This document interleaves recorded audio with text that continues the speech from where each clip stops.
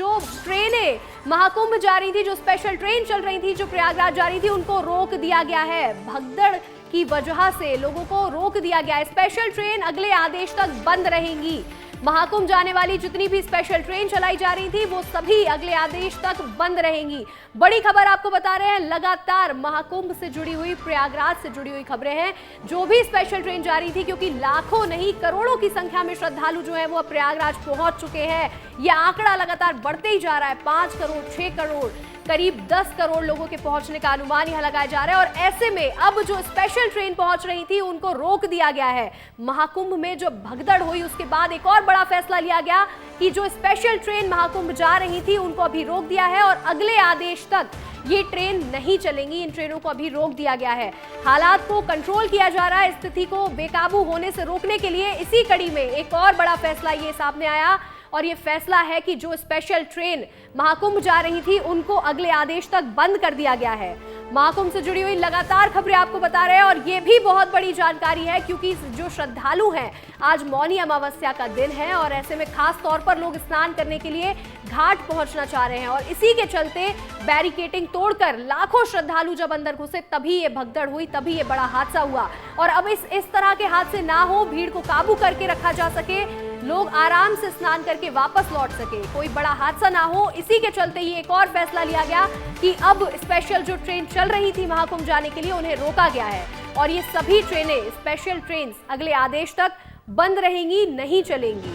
और इसी के साथ ये भी जानकारी मिल रही है कि अब देखिए अमृत स्नान भी शुरू हो जाएगा करीब 10 बजे से, यानी कि थोड़ी ही देर में जो साधु संत हैं वो अमृत स्नान करने के लिए निकलने लगेंगे। अभी हालात काबू में है लेकिन ये स्थिति ना बिगड़े, इसको लेकर सुरक्षा व्यवस्था की जा रही है।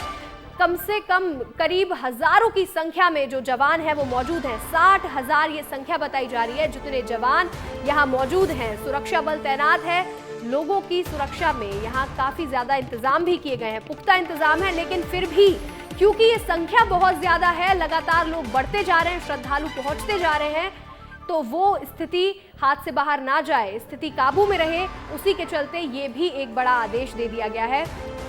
महाकुंभ जाने वाली स्पेशल ट्रेन अभी अगले आदेश तक बंद कर दी गई हैं। बड़ी जानकारी आपको दे रहे हैं। वहीं देखिए इसी के साथ ये भी तस्वीर आपको हमने दिखाई जहां आप श्रद्धालु लगातार स्नान कर रहे हैं। भीड़ जो है वो काबू में नजर आ रही है।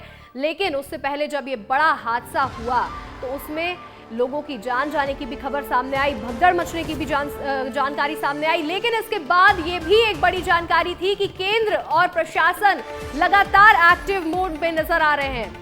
वहीं देखिए आपको लगातार जानकारी दे रहे हैं महाकुंभ से जुड़ी हुई प्रयागराज में किस तरह से श्रद्धालु जो हैं लगातार पहुंचते जा रहे हैं। बड़ी खबर आपको एक और बता दें कि महाकुंभ में श्रद्धालुओं का संगम स्नान लगातार चल रहा है। अब तक 2 करोड़ 78 लाख लोगों ने स्नान कर लिया है और कुल 18 करोड़ 60 लाख श्रद्धालुओं ने डुबकी भी लगा ली है।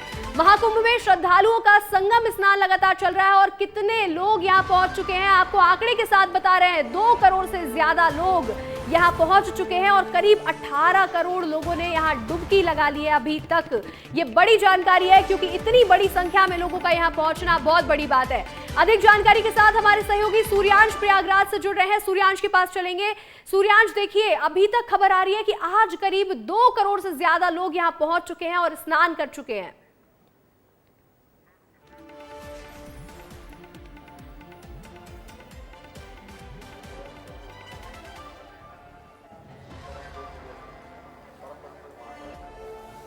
देखिए अंशिका, जो आंकड़ा है वो लगातार बढ़ता जा रहा है और ये देखिएगा, मैं दिखाना चाहूंगा ये जनसैलाब देखिए।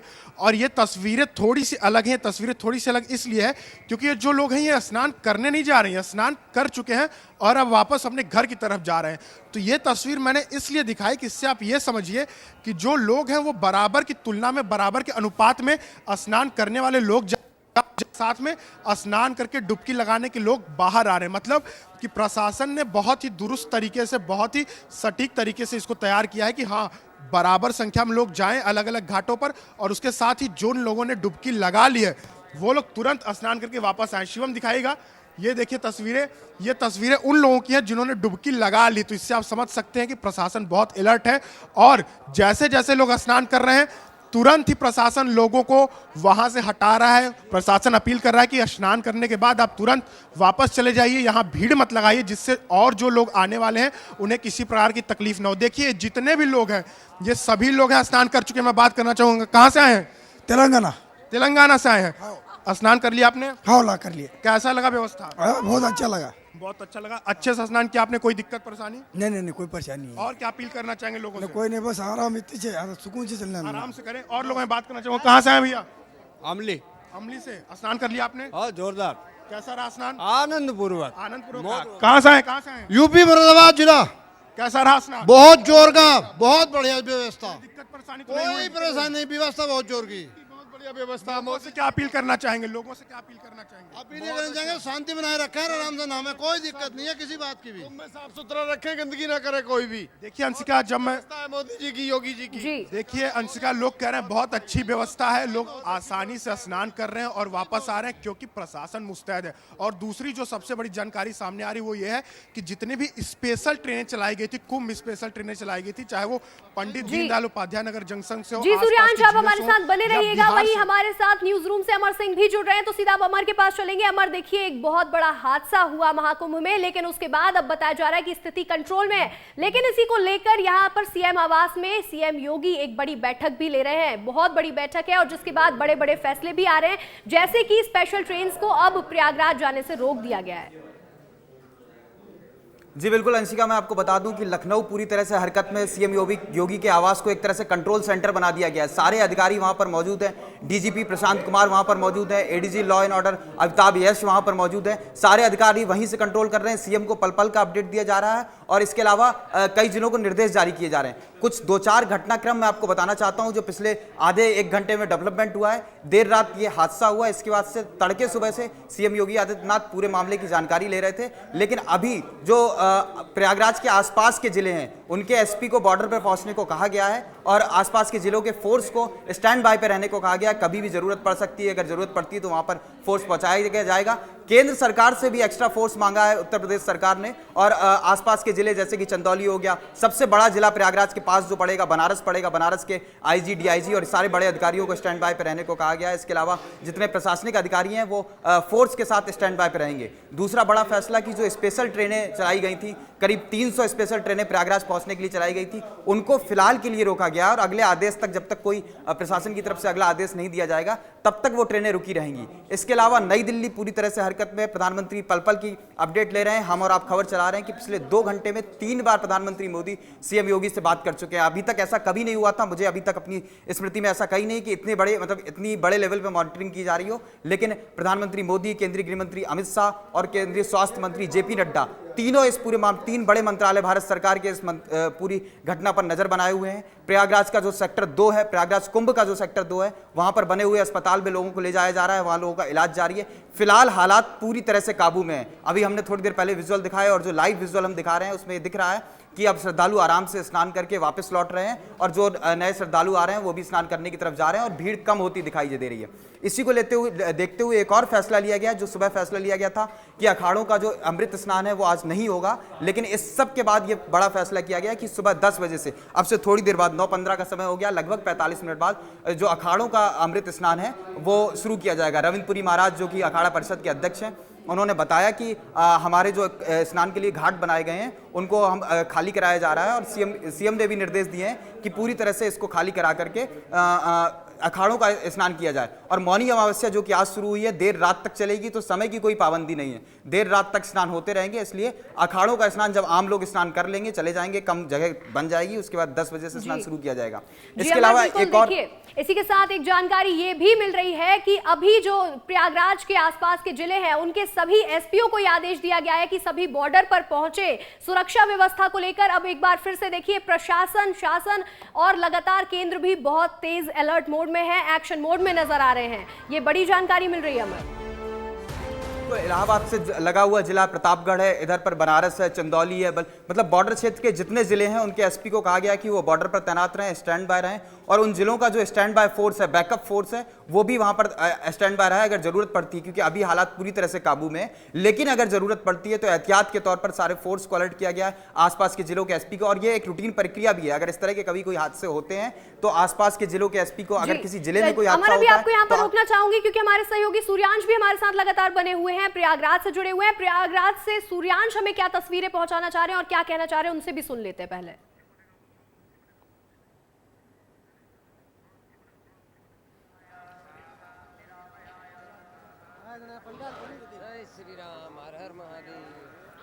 देखिए इसका एक बड़ी चीज सामने आई है, सूत्रों के हवाले से एक खबर आई है कि भारी मात्रा में एडिशनल फोर्सेस की डिमांड की गई है। यह डिमांड इसलिए की गई है क्योंकि अभी बसंत पंचमी और महाशिवरात्रि का स्नान बाकी है और ऐसा सामने आ रहा है कि बड़ी संख्या में श्रद्धालु आने वाले, ये आंकड़ा लगातार बढ़ता जाएगा। तो जो यहाँ की प्रशासन उसने एक्स्ट्रा फोर्सेस की डिमांड की और उस डिमांड पर मंथन भी शुरू हो गया, सूत्रों के हवाले से खबर है। और ऐसा हो सकता है कि शाम तक यहाँ पर कुछ एक्स्ट्रा ट्रूप्स जो है भेज दिए जाएं, कुछ और जो सुरक्षा में तैनात जवान उनकी संख्या बढ़ा दी जाए, ये बात सामने आ रही है। और जल्द से जल्द इस पर मंथन करके फैसला भी लिया जाएगा, ताकि सिर्फ आने वाले लोग नहीं, मैं बार बार कह रहा हूँ, जो जाने वाले लोग हैं, क्योंकि आना जाना दोनों प्रभावित हो ना हो, इसको ध्यान में रखकर काम किया जा रहा है। जिसके चलते जितने भी अगल बगल, क्योंकि हमारे साथ अमर सिंह भी जुड़े हुए हैं और वो हमें कुछ अपडेट देना चाह रहे हैं। अमर, क्या अपडेट आपके पास है, क्या जानकारी है? बिल्कुल, मैं आपको दे दूं कि लखनऊ से ये अलर्ट जो जारी हुआ है, जिन जिन जिलों को अलर्ट जारी हुआ है उसका अपडेट मैं आपको देना चाहता हूं। इलाहाबाद मतलब प्रयागराज से लगे हुए जो जिले हैं, प्रतापगढ़, कौसाम्बी, चित्रकूट, मिर्जापुर, जौनपुर, इन जिलों के 5 जिलों के एसपी को कहा गया है कि आप स्टैंड बाय रहेंगे और फोर्स, बैकअप फोर्स के साथ स्टैंड बाय रहेंगे। दूसरा, जो सबसे बड़ी रेंज जो वहां से पड़ेगी, जोन जो सबसे बड़े पड़ेगा, वो वाराणसी जोन पड़ेगा। वहां के एडीजी और आईजी जितने भी बड़े अधिकारी हैं उनको कहा गया है। तो मैं आपको बता दूं, प्रतापगढ़, कौसाम्बी, चित्रकूट, मिर्जापुर, जौनपुर, इन जिलों की सीमा प्रयागराज से मिलती है और इनके अधिकारियों को यह अलर्ट दिया गया है कि आप स्टैंड बाय बैकअप फोर्स के पास बॉर्डर वाले इलाके में रहेंगे, ताकि जरूरत पड़ने पे आपको प्रयागराज पहुंचाया जा सके। अंशिका। अमर, बिल्कुल जैसे कि हमने पहले के कुंभ में भी देखा है, 45 दिन तक करीब कुंभ रहता है और 5 से 7 करोड़ की पूरी जनसंख्या होती है जिसने 45 दिनों में स्नान किया होता है। लेकिन ये जो महाकुंभ है, 144 साल के बाद ऐसा मुहूर्त बना है जब हम देख रहे हैं कि एक-एक दिन में 5-5 करोड़ की संख्या में श्रद्धालु यहाँ स्नान करने के लिए पहुंच रहे हैं। ऐसे में एक ये चुनौती भी खड़ा कर देता है कि इतनी बड़े जनसैलाब, इतने बड़े हुजूम को किस तरह से संभाला जाए, व्यवस्था किस तरह से की जाए। जी बिल्कुल, व्यवस्था किस तरह से संभाली जाए ये एक चुनौती तो है ही, लेकिन सरकारें इसीलिए होती है कि व्यवस्थाओं को संभाल सकें, और लोकल इंटेलिजेंस भी इसलिए होता है ताकि वो अनुमान लगा सके। लेकिन फिर भी ये सब के ऊपर लोगों की श्रद्धा, लोगों की आस्था भारी पड़ रही है और लोग दूर दूर से पहुंच रहे हैं। लोग 1000 किलोमीटर दूर से, कोई केरल से आ रहा है, अभी हम लोग दिखा रहे थे राजस्थान जोधपुर से लोग आए हैं, कोई जम्मू से आया, मतलब देश के हर कोने से, देश तो छोड़ दीजिए विदेशों से भक्त आए हुए हैं, क्योंकि 144 साल बाद ये महाकुंभ का मौका आया है। कुंभ हर 12 साल बाद लगता है, लेकिन 144 साल बाद ये महाकुंभ का मौका आया है, इसलिए हर कोई इसमें आस्था की डुबकी लगाना चाहता है। और इस आस्था पर सारी व्यवस्थाएं, सारे प्रशासनिक अधिकारी, सारी अपील इस आस्था के ऊपर, ये आस्था उस पर भारी पड़ जाती है। और जो लोग वहां पहुंचे हैं सब डुबकी लगाना चाहते हैं, सब संगम पर स्नान करना चाहते हैं। जैसा कि योगी आदित्यनाथ अपील कर रहे हैं, अखाड़ा परिषद के अध्यक्ष ने अपील की कि आपको जो घाट मिले वहां स्नान कर लीजिए। लेकिन लोगों की आस्था है कि वो त्रिवेणी घाट में ही जाके स्नान करना चाहते हैं। लेकिन हम भी ये अपील करते हैं, दर्शकों से अपील करते हैं कि आप जो लोग वहां पहुंच रहे हैं या आपके जो रिश्तेदार गए, उनको ये बताइए कि गंगा माँ का जो क्षेत्र है वो पूरा क्षेत्र है, आप किसी भी जगह पर स्नान करेंगे पर्याप्त पुण्य मिलेगा। तो त्रिवेणी घाट पर जाने की जिद ना करें, त्रिवेणी घाट पर आप जाकर के स्नान करने की जिद ना करें। जो घाट पर व्यवस्था की गई है, प्रशासन का सहयोग करें, उस तरह से स्नान करें। जी अमर, बिल्कुल। इसी बीच एक खूबसूरत तस्वीर ये भी हमें सामने देखने को मिली थी कि जो अलग अलग पार्टी के नेता हैं वो भी अलग अलग पोस्ट कर रहे हैं, ट्वीट कर रहे हैं, लेकिन कोई किसी पे ब्लेम गेम नहीं कर रहा, कोई पॉलिटिक्स नहीं कर रहा, लेकिन सब उन श्रद्धालुओं के लिए अपनी संवेदनाएं व्यक्त कर रहे हैं और इस हादसे से किस तरह से आगे बढ़ा जाए, सुरक्षा को कैसे मजबूत किया जाए, उस पर सभी बात करते नजर आ रहे हैं।